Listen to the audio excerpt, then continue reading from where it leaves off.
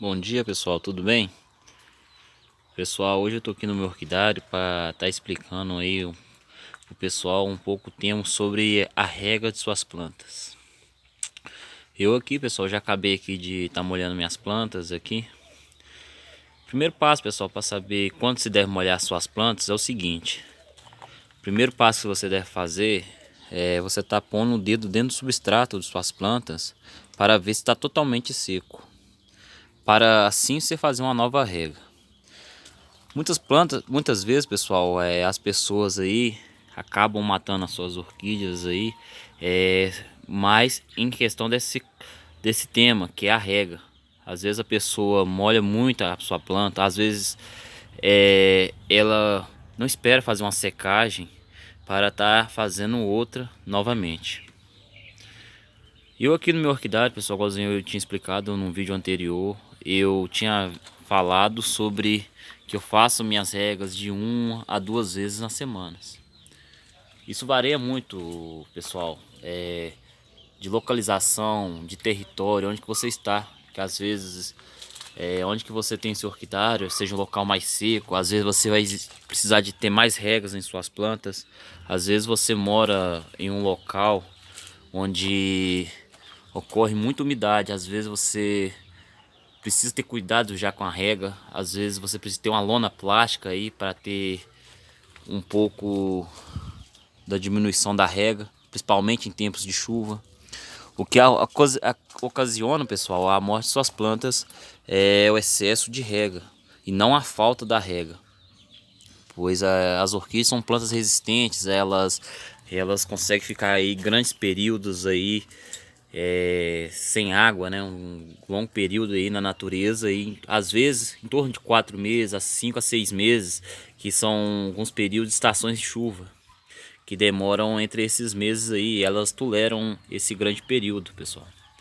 Igual eu tinha explicado no vídeo anterior também, eu falei sobre a questão que eu utilizo muito a molhar o chão aqui do meu orquidário.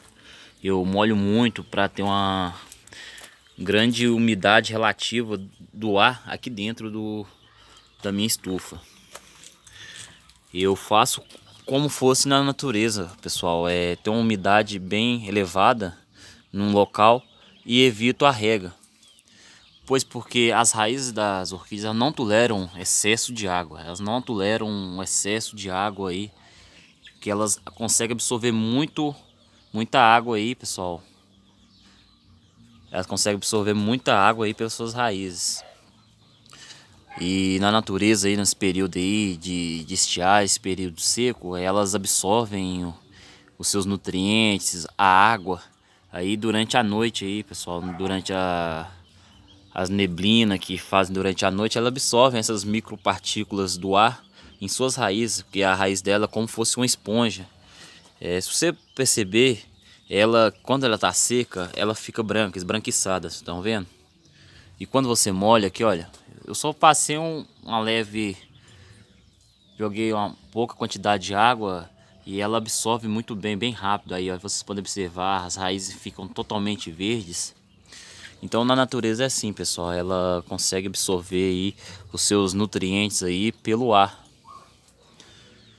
E aqui eu tô para mostrar a vocês e tá falando um assunto bem importante, que nós estamos aí no período de inverno, pessoal. Muita gente não sabe desse assunto.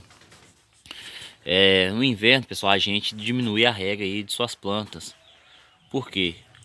Muitos gêneros de orquídea, pessoal, elas entram em dormência nesse período aí de abril, maio, junho, julho. E só voltam aí a ter sua vida ativa, né? Vamos dizer assim, uma sua vida ativa aí. Começar a brotar, começar a enraizar somente em setembro, né? Muitos gêneros aí, eles nesse período, quando chega o inverno, elas dão uma parada. Elas não emitem raízes, ela não emite brotação. A planta fica no estado vegetativo, um estado de dormência. Mas existem alguns gêneros de orquídeas que nesse período elas continuam a brotar normalmente, continuam a dar raiz normalmente. Isso não interfere. Então, pessoal, mas para todos os gêneros, no período de inverno a gente sempre diminui a rega aí.